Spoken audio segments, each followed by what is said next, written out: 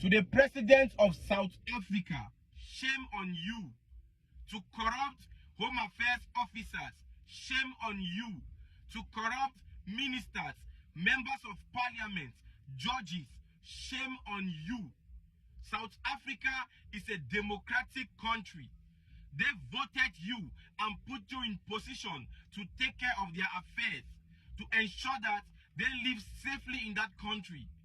But for the past 9 years now, South Africans have been crying that they have an immigration problem in the country. And you have placed a deaf ear on the cry of your people. And when they cry and nothing is happening, they have manned up and marched to the streets to say enough is enough. Because it is too much. You can't do anything.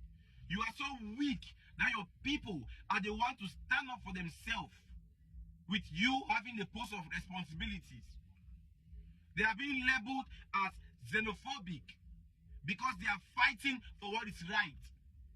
You are supposed to be the one to be on the street removing these illegal immigrants.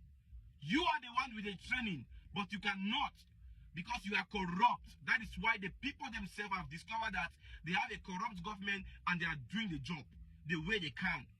I do not support violence, but you guys need to understand what South Africans are going through as well.